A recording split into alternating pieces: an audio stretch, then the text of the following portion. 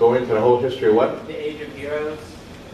The Age of Heroes. Well, the Age of Heroes is, there's some material about it in the book, but it's a long time ago, and really, you know, nobody knows much about it. I mean,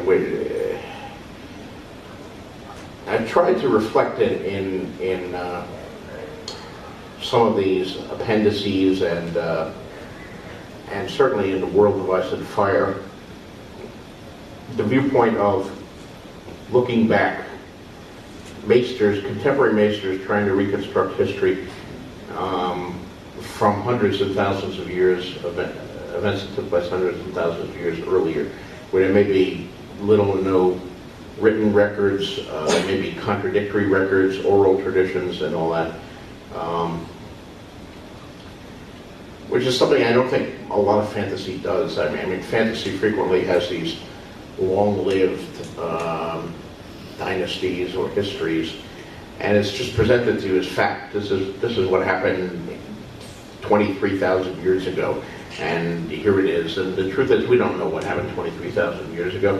We hardly know what happened, you know, 200 years ago. I mean, we even here in America, you know, we have our legends: George Washington and the cherry tree, Paul Bunyan and Babe, the big blue ox, Pecos Bill, you know, all of these stories.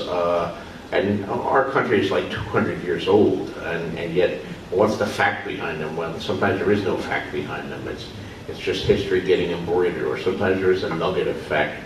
And I wanted to get that sense here. Now, the Age of Heroes, you know, has larger-than-life characters in it, like Brandon the Builder, and Lan the Clever, and Durin Guardsgrief, and there are these great stories about them, but, you know, who knows whether any of this ever happened or what the true story is. The Maesters don't.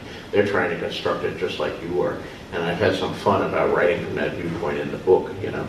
Like the Maester observed, well, Brandon the Builder, evidently, you know, he must have lived for like 400 years, and he traveled around Westeros, and he built everything of significance, you know. and clearly that's ludicrous, but it formulates the, you know, George Washington slept here phenomenon that you see, where any artifact gets attached to Charlemagne or King Arthur. I mean, travel around England, and King Arthur was fucking everywhere. There are like 7 round tables and numerous castles and things like that.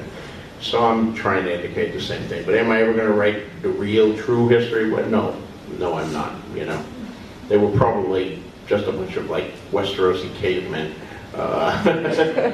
These people. So, yeah, second row. I'm curious, when you write about a mythical creature like a manticore or a basilisk, but you don't describe it just an awful lot, do you have a picture in your head of what it looks like in this world that you just don't? I usually do, yeah. And if I ever bring them on stage in a major way, I'll describe something. I think I had, what was it that almost killed Danny? That was yeah. But I think I may bring a wyvern on at some point. I know I have unicorns waiting in the wings. That will be fun. But all of this is fun, and of course, you know. I think you can figure out my general take on these from looking at my dragons and comparing them with other people's dragons. I like my dragons, but my dragons don't talk. They don't collect souvenirs. They don't engage in riddling contests. They rip you to shreds and burn you to ashes. They're kind of foul-tempered dragons, but aren't they doing a great job on them on the TV show, man? The scenes with the Yonkish envoy and the dragons were pretty amazing. And of course, the one in Ostapor where the dragon fried the slaver. Yeah. That was a good scene too.